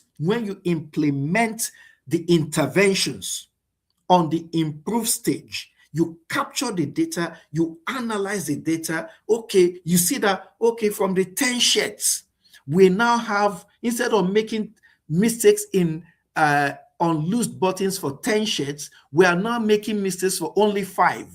But you want to reduce it to 0. So you don't stop because you had only 5 sheds errors. You continue to monitor the data. As you monitor the data, you analyze, you feedback, you do a feedback loop. Then you go back again and improve, make corrections on the areas that you did not get right, then test again, capture data again, analyze. You see that from 5 it has reduced to 3. You carry on, do again, capture data from 3, it has reduced to 1. You analyze it, you carry on again, capture the data, then from 1, it's reduced to 0. When it gets to 0, you don't stop. You continue to capture data and analyze. That is why it's called continuous improvement. That's why it's called continuous improvement. So to get the interventions, you brainstorm, you test solutions like piloting. There's what they call, there's a methodology they use in piloting. It's called a PDSA. You use PDSA a lot for piloting. It's the plan, do, study, act. Plan, do, study, act. That's PDSA. Plan for P, as do for D, study for S, then A for S, for act rather. PDSA. You use that to pilot all your interventions and to see if they are working or not. It's one of the things you do. So let's go to the last one, control. Control. See, when you improve your methodology, when you have to ensure that you control that process. That's where the statistical process control chart comes to play. I wouldn't be able to talk about that today because it requires some calculations. Just Google SPC chart. You will find out what it is. It has a mean, which is in the middle, the upper control limit, the lower control limit. Once your interventions fall inside the space between the upper control limit and the lower control limit, you know you are doing well. But if it goes beyond, then there's a problem. If you keep monitoring and drawing the chart, if you are within control, then you know that fine. If it's between the UCL and LCL, upper control limit and lower control limit, you know you are doing well. But the moment it goes off that space, you have to start investigating to find out what is going on. What's the problem? This, that. You have to find out. So in the control chart, you use that to sustain the improvements that you have made. Control, one of the things you do in control, for instance, is to create what they call it, a standard operating SOP. Yeah, create an SOP, standard operating procedure. It doesn't have to be big. You are a tailor, for instance, and you know that the buttons are bad. You create a small chart on how to make sure that good buttons are made. That's a standard operating procedure. Okay, buy a good needle, step 1. You can use a process map to create a standard operating procedure. That's where process map can come into play. Simple standard operating procedure, an SOP. Okay, number 1, buy a good needle. Number 2, send an experienced person to do this. Number 3, do this. Number 4, do that. When you do all of that, creating a simple process, a simple standard operating procedure for doing the work that everybody can see and use that methodology. Make it idiot proof. Make it idiot proof. Keep it as simple as possible, so that any new person that comes in can say, okay, this is the process we use in doing this job. That's the process we use in doing that job. You know, a standard operating procedure. We keep everything in control. Everyone is doing the same thing. How does McDonald's, you eat one burger from one McDonald's shop, you go to another shop, you eat the same type of burger and it's tasting the same way. How do you think that is achieved? It's through standard operating procedure. You go to KFC, the taste of one KFC chips is the same taste in another shop, KFC shop. That's because they have standard operating procedures that they all look at. They say cook it for 10 minutes. You don't go and cook for 15 minutes. When you cook for 10 minutes, make sure the oil is up to so and so, maybe 200 degrees Celsius. Everybody is using the same standard operating procedure, so the taste is the same because they have an SOP. The SOP helps them to control the improvements that have been made. I'm going to stop here, Dr. Lawal. Thank you. Well done. Wow. Well done. I think there is no emoji show of love to have given to you on this StreamYard and the platform we are using, but definitely this has been fantastic. Well done for your presentation. It's been I deliberately don't try to put anything on so that at least you could have the time to talk and not be distracted, if you like. So I just left the whole thing there, just to make sure that at least you can get on doing what you're doing. But thank you so much. That has been very wonderful. And that is not without the fact that there are no comments. There are so many comments coming in. And let me just have a shout out to Professor DB Abosede again joining us today. He's always been a regular participant. He's also one of the panels there in that session, contributing his experience, expertise as well, and of course his comments, which I'm going to be sharing from time to time. And also somebody joining from Ireland, some people joining from the United States, although not their states there, many others from UK and some other parts of the world. So you are all welcome. We appreciate your joining us.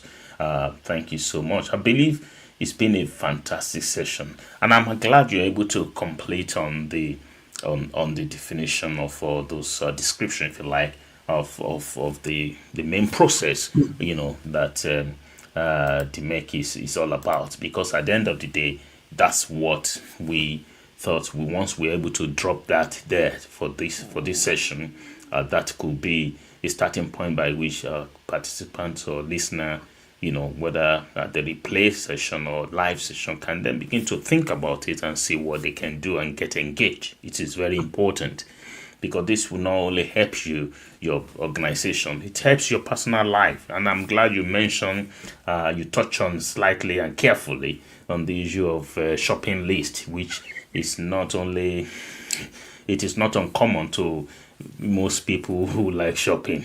The only thing that I think is constant is, as long as your card is available, I think the shopping list will be upstairs here, but the card is at hand. That's it.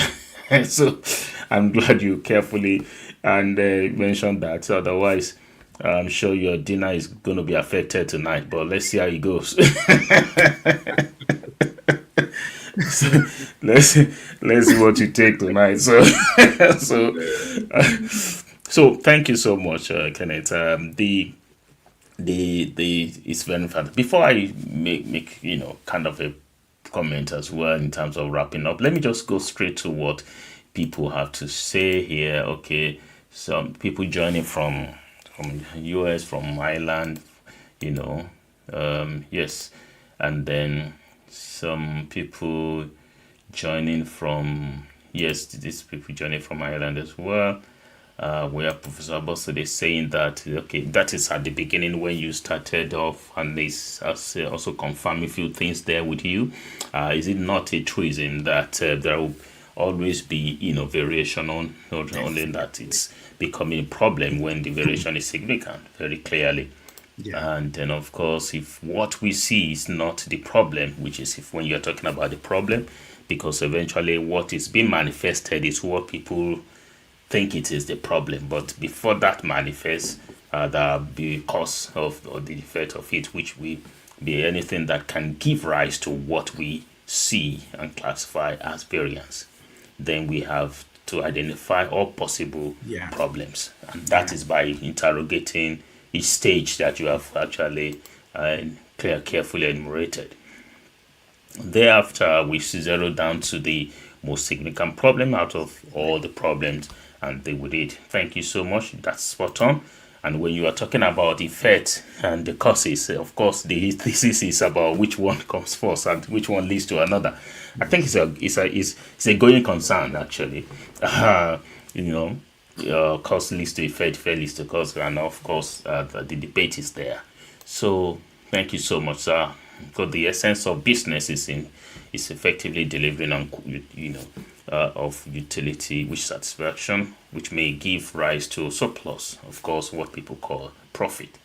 I also mentioned that, of course, the flow must detailed sequence of events, and those events that runs concurrently, all in a bid to measure quality and efficiency. Exactly. Thank you so much. Yes, it's actually a big panel of the Skillsmindset Masterclass. They also talk about patient doctor scales. When you are talking about the patient being the best doctor or feedback to the doctors, and not because they know where they should pinch it anyway. And also talked about probably they do more of rule of thumbs, and okay, this is where you are talking about shopping without the list and all that. I think that's when he drop in a few things there also carefully, Yes, I think this is also a very key thing that you mentioned when you were talking about the importance of strategy, and then of course, which of course he got taught help us to remind ourselves of what vision leading to mission, goals, policy, strategy, and tactics. Blah, blah. Thank you so much. And then somebody who listened to you so well to the extent that they were asking for the slides and recording. But what I will say to that person quickly is that, you see, it is not so much about the slides or the recording. The recording is live. You can go on the platform, Skillsmindset Masterclass, you can listen to the replay. But the most important is to get engaged. If you need support or help, yes, reach out to us. And then, of course, I will arrange a consultation with the expert who can look into your challenges and they provide you with the direction that to go. Because there's a lot in it. It's not just something that the slide will explain nothing to you. The slide is to let us know what it is that we are dealing with. Okay, and then of course, okay, somebody so Jenny, it's a great talk. Thank you very much for the information shared. Okay, thank you, Sharif. Shout out to you, and then also excellent presentation. Thank you so much, Ene.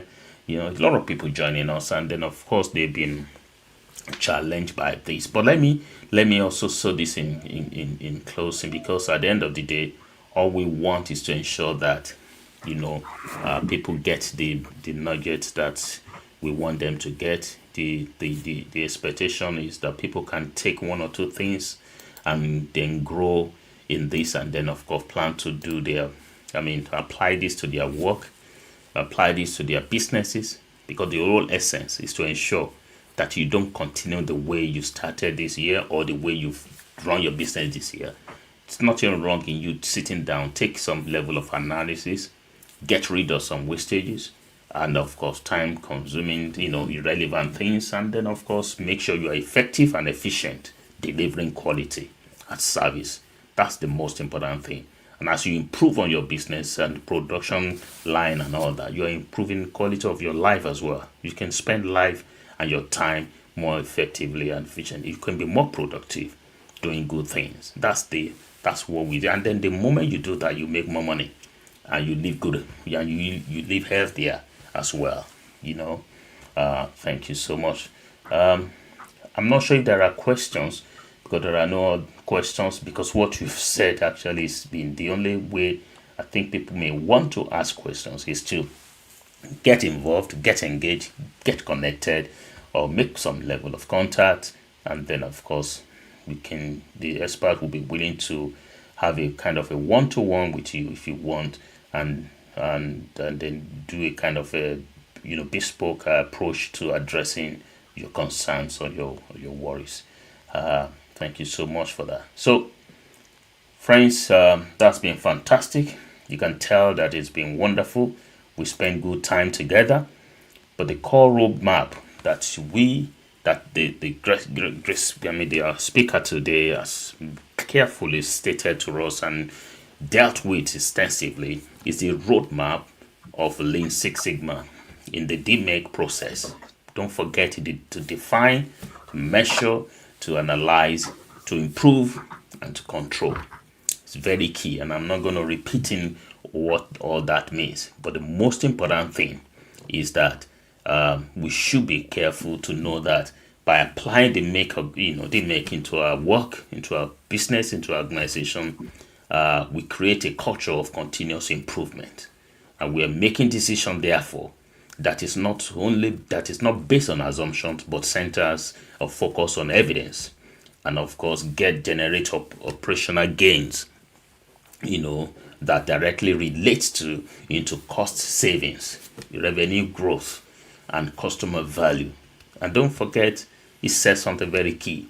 Customers are not only your clients coming to exchange money for your services, but even your colleagues and those who are involved in the chain of productions are all your customers. So if you do them good, do yourself good, you do the organization good. So it's all involving. So let's come together to ensure that we can benefit from this process and this approach and our methodology to improving our quality of our business and of our life, particularly our service delivery.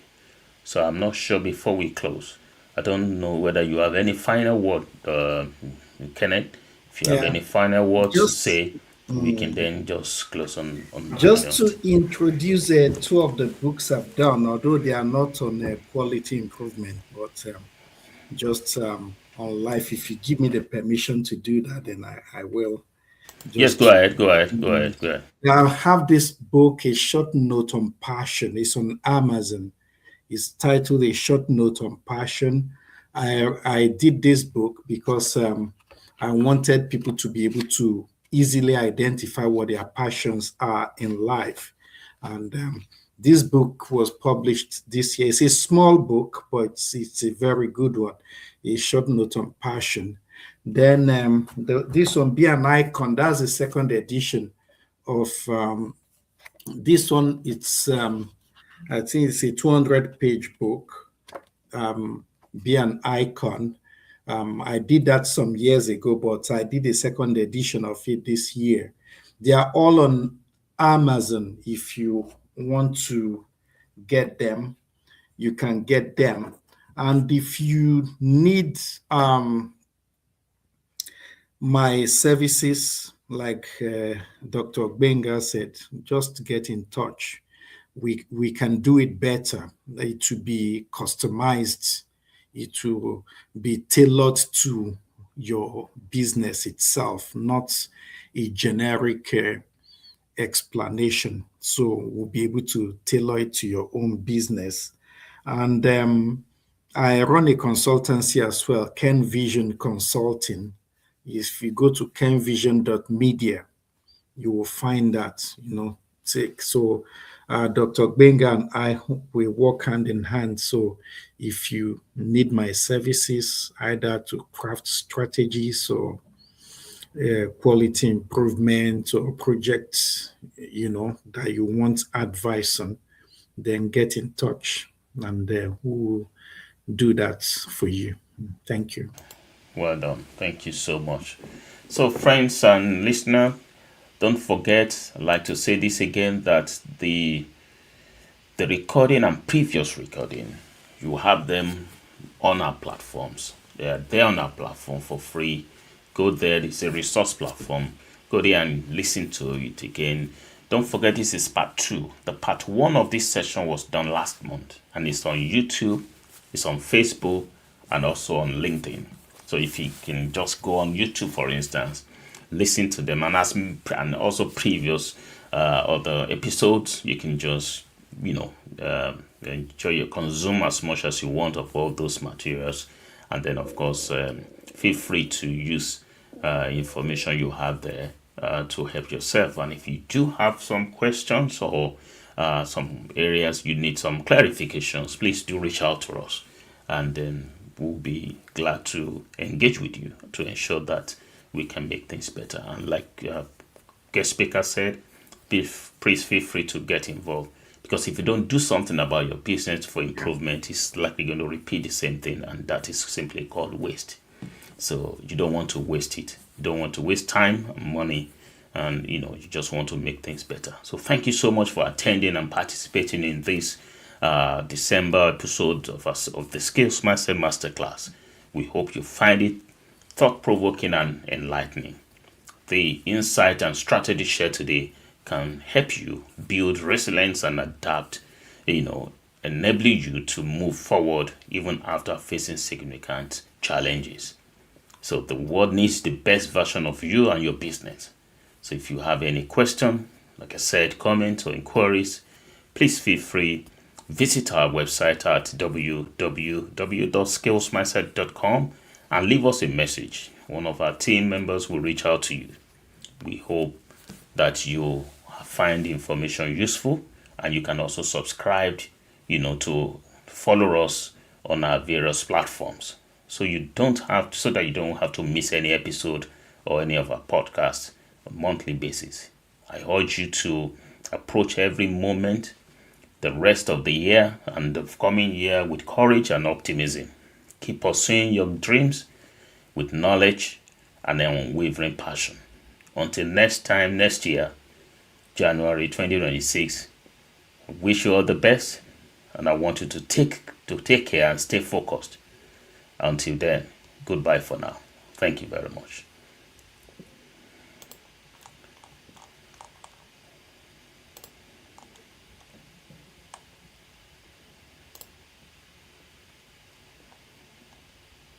The world is changing, and so does change.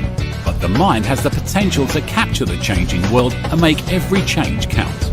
At Skillsmindset, the leading global skills, strategy and corporate development company, we believe that the mind has the potential of transforming the man from obscurity to prominence.